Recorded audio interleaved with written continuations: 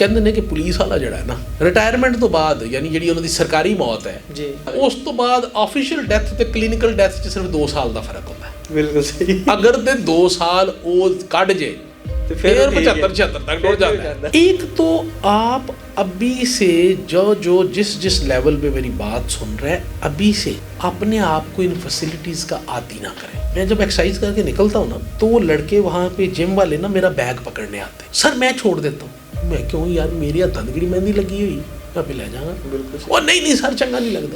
मेरी सुन गल, तो जब आप छोटे छोटे काम आपको खुद करने की आदत हो तो कल को सर पे पड़ जाए ना तो आपको फर्क नहीं पड़ेगा, आपको झटका नहीं लगता, फील नहीं होगा। अच्छा चलिए सर ख्वाजा ज़ाहिद अब्बास साहब साडे DSP ने तो मेरे को आए कल आज बेटे की शादी का कार्ड लैके तो मैं तो कोर्स पे जा रहा हूँ तो मैंने उनसे खैर माजरत की। तो बड़े स्मार्ट और बड़ी स्टाउट पहलवानों वाली बॉडी। मैं सर भाई साहब सुनाओ फिर रिटायरमेंट तो बाद कहते ने सर वेला ही हाँ फिलहाल कुछ नहीं कर रहे। मैं कहा सर तुसीं 60 ਦੇ ਹੋ ਕੇ ਰਿਟਾਇਰ ਹੋ ਗਏ ਤੇ ਮੈਂ 51 ਦਾ ਅਜੇ ਤੇ ਇਸ ਉਮਰ 'ਚ ਵੀ ਜੇ जिस तरह का मौसम है ना सुबह दिल करता है कि या अल्लाह झूठ ही होए रजाई चो निकलना ना पे। बिल्कुल जी। तो 2 दिन तुसी रजाई च पै रहो ना तो तीसरे दिन पक्का कि तुसी बीमार हो फिर तुसी उठ नहीं सकते, जोड़ जवाब दे जाएंगे। बिल्कुल सही। तो मैं क्या कुछ चलिया फिरिया करो तो मैनू ना उस्मान अनवर साहब आई साहब की गल याद आ गई। वो कहते हैं कि पुलिस वाला जड़ा है ना खाली पुलिस वाला नहीं जनरली ब्यूरोक्रेट जड़े रिटायरमेंट तो बाद यानी जी उन्होंने सरकारी मौत है जी ऑफिशियल डेथ हो जाती 60 ਤੇ 60 ਤੇ ਆਫੀਸ਼ੀਅਲ ਕਹਿੰਦੇ ਨੇ ਜੀ ਸਾਡੇ ਉਹਨਾਂ ਕਿ ਉਸ ਤੋਂ ਬਾਅਦ ਆਫੀਸ਼ੀਅਲ ਡੈਥ ਤੇ ਕਲੀਨਿਕਲ ਡੈਥ 'ਚ ਸਿਰਫ 2 ਸਾਲ ਦਾ ਫਰਕ ਹੁੰਦਾ ਹੈ। ਬਿਲਕੁਲ ਸਹੀ। ਅਗਰ ਤੇ 2 ਸਾਲ ਉਹ ਕੱਢ ਜੇ ਤੇ ਫਿਰ 75-76 ਤੱਕ ਡੋੜ ਜਾਂਦਾ ਹੈ, ਫਿਰ ਨਹੀਂ ਮਰਦਾ ਉਹ। ਬਿਲਕੁਲ ਸਹੀ। ਫਿਰ ਤਬਾਹੀ ਲਾ ਦਿੰਦਾ ਬਿਲਕੁਲ ਸਹੀ। ਤੇ ਨਹੀਂ ਤੇ 2 ਸਾਲ 'ਚ ਉੱਡ ਜਾਂਦਾ ਹੈ।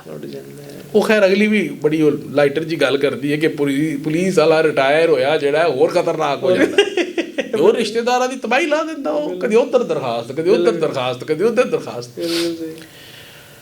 तो असल में जो मेरे कोलीग्स हैं जो रिटायर हो गए हैं मैं उनको ये कहता होता हूँ कि रिटायरमेंट के बाद बहुत बड़ा चेंज होता है ना। हम देखें ना एक बंदा है वो आज रात 12 बजे तक आई जी पंजाब है। हाँ जी। 2 गाड़ियाँ आगे 2 पीछे, बुलेट प्रूफ गाड़ी, घर में 4 गाड़ियाँ, सरकारी राइश, 20-25 मुलाजम घर में, सिक्योरिटी गार्ड, एक सिक्योरिटी सेट भी होती है। वो सारा पोस्ट ऐसी है ना तो सारा कुछ। एंड नेक्स्ट डे स्टाफ इंतजार कर रहा होता है कि सारों उठ के जाओ ਤੁਹਾਡਾ टाइम खत्म हो गया अगले ने आना है। बिल्कुल। कितनी बड़ी चेंज है, बहुत बड़ा। ਉਹ ਜਿਹੜਾ ਅਗਲਾ ਆਇਆ ਹੁੰਦਾ ਨਾ ਅਰਦਲੀ ਕੰਨੀ ਉਸ ਪਾਸੇ ਨੂੰ ਮਾਰ ਰਿਹਾ ਹੁੰਦਾ ਚਾਹ ਲੈ ਕੇ ਵੀ ਪਹਿਲੇ। ਬਿਲਕੁਲ ਬਿਲਕੁਲ। वो साइकोलॉजिकली आप ड्रेन होना शुरू हो जाते हैं।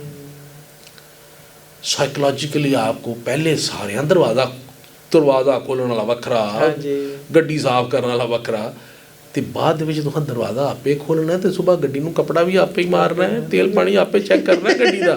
ठीक है। तो लेडीज एंड जेंटलमैन रिटायरमेंट के बाद अपने आप को बिजी रखना और ज़िंदा रखना तो अल्लाह के पास है ना कि कब हमने जाना है। और सेहतमंद जिंदा रखना बहुत ज़रूरी है। उसके लिए 2-3 काम करने हैं। एक तो आप अभी से जो जिस लेवल पे मेरी बात सुन रहे हैं अभी से अपने आप को इन फैसिलिटीज़ का आदी ना करें। ज़बरदस्त। ग्राउंडेड रहें। मैं जब एक्सरसाइज करके निकलता हूँ ना तो वो लड़के वहाँ पे जिम वाले ना मेरा बैग पकड़ने आते हैं, सर मैं छोड़ देता हूँ।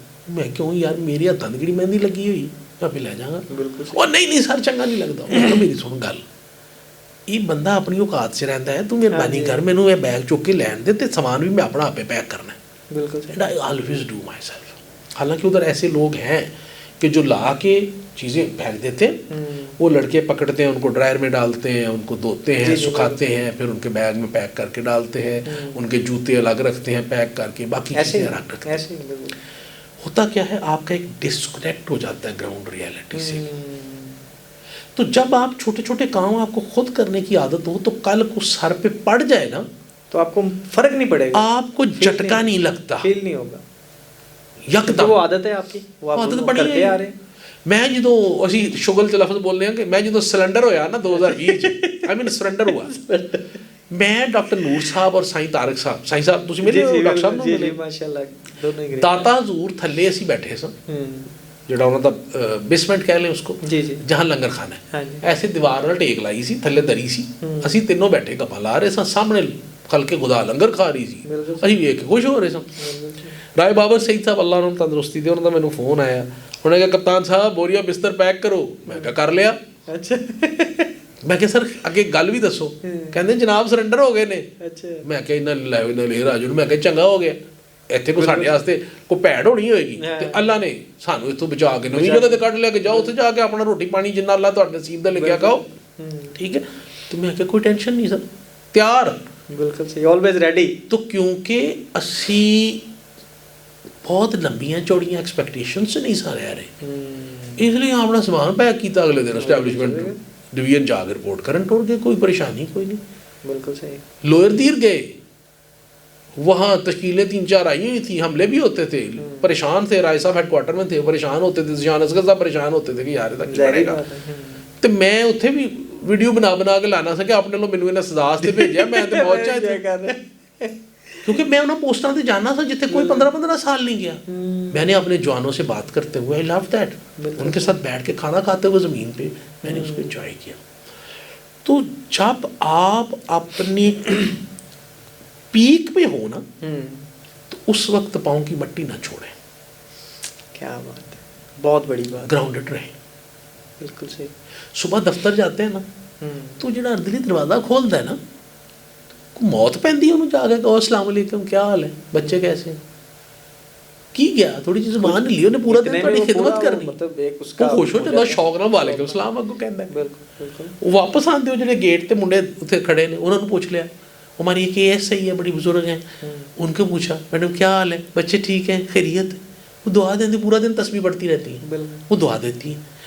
तो जब आप ग्राउंडेड रहें तो आपके सर पे पड़ जाए ना, ग्राउंडेड रहें और ग्राउंड में गिर जाए ना, तो ग्राउंड तो कबूल कर लेंदी है, चलो एक जुमला आ गया।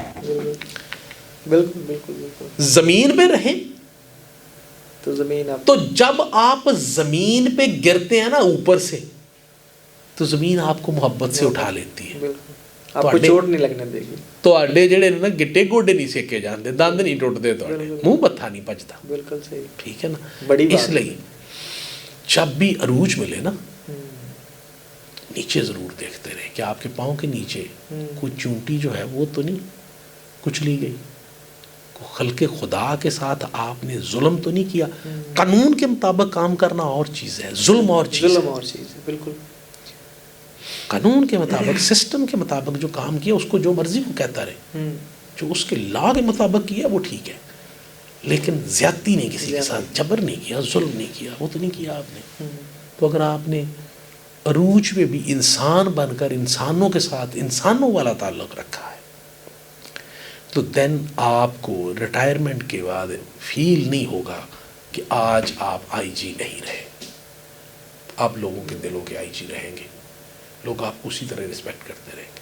और आप पहले भी दरवाज़ा गड्डी का खुद खोल लेंगे तो फिर भी खोल लोगे, तो कोई प्रॉब्लम नहीं। पहले भी खुद गड्डी चला लेंगे तो फिर भी खोल चला लोगे, कोई प्रॉब्लम नहीं। पहले भी गड्डी खुद धो लेंगे तो कदे कदे फिर भी धो लोगे, कोई परेशानी नहीं। वो रूटीन रहेगी तो आपकी, आपको फील नहीं एक तो पोर्शन ये है। दूसरा, जो ही आप रिटायर हो तो बिस्तर पर नहीं बैठना, कोई ना कोई एक्टिविटी, सुबह जाए वॉक करें, छोटा मोटा बिजनेस शुरू कर लें, छोटा मोटा चैरिटी का काम शुरू कर ले। गोरा देखो 75-75 साल से चैरिटी का कोई ना कोई काम कर रहा होता, वेलफेयर का काम कर रहा हो, तो कुछ ना कुछ करते हैं, उसका फ़ायदा क्या होगा, you will live quality life. और वो जो बड़े बुजुर्ग कहते हैं ना, या अल्लाह किसी का मुहताज ना कर दी, चलता फिरदा ले जाए। हाँ जी। तो किसी मुहताज नहीं होगे, चलते फिरते टुर जाओगे। बिल्कुल सही। तो अल्लाह ताला मैनू ते तुहानू तौफीक दे बाइज्जत ऑफिशियल डेथ दी ते बाइज्जत कलमे के ऊपर क्लिनिकल डेथ की। आमीन। Thank you.